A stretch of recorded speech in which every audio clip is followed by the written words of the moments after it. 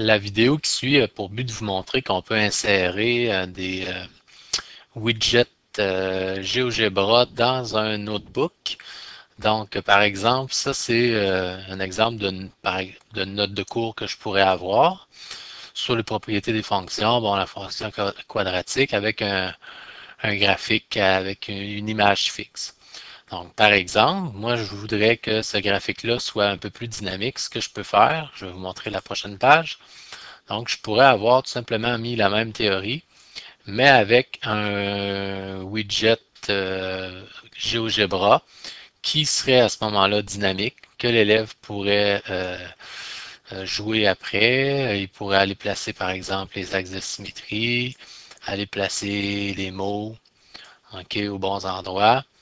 Et ça ferait en sorte que son cahier de notes serait un peu plus dynamique, ou ben non, tout simplement que mes notes de cours, moi, à présenter, seraient un peu plus interactives, si on veut. La suite du vidéo va vous montrer comment on fait pour pouvoir insérer ça dans un notebook. Alors voilà, si je veux insérer un module complémentaire de GeoGebra dans mon notebook, ce que j'ai tout simplement à faire, c'est d'aller chercher le petit icône avec un puzzle, un morceau de casse-tête, ou encore module complémentaire, gérer les modules complémentaires. Vous allez voir GeoGebra. Donc, ça, j'ai mon GeoGebra. OK. Il est ici, moi, dans mon petit puzzle. Donc, je vais insérer un module GeoGebra. Je vais pouvoir le déplacer. Je vais pouvoir le mettre où je veux. En fait, je peux là aussi l'agrandir en faisant le clic droit de la souris et je peux l'agrandir de cette façon-là. Donc, à l'intérieur, c'est exactement comme une vraie page GeoGebra. Je peux insérer, bon, par exemple, f de x égale à x, Enter, et j'ai ma droite. Si je lui mets un curseur, je vais pouvoir le déplacer. Je vais juste vous montrer en mettant des points comme ça. Donc, si je mets 2 points, puis je mets une droite qui passe par ces 2 points-là, je vais vous montrer que je vais pouvoir déplacer mon objet. Voilà.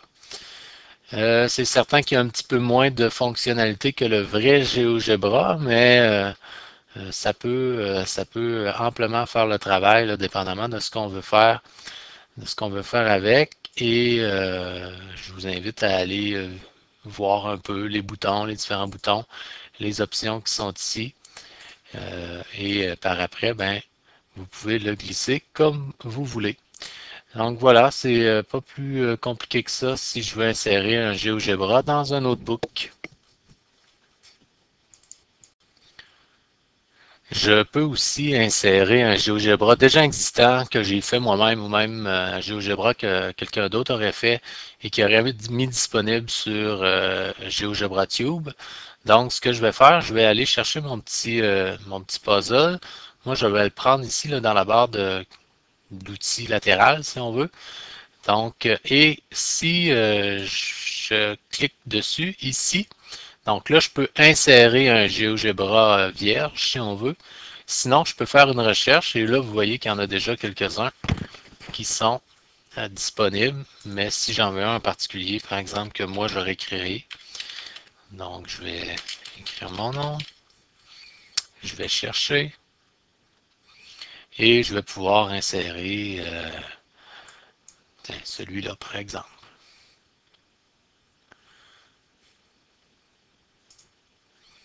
Donc là, j'ai un GeoGebra qui était déjà créé que je vais pouvoir amener dans mon notebook. Et là-dessus, j'avais des éléments que je peux bouger, voilà. Donc, je peux utiliser ça pour représenter à mes élèves.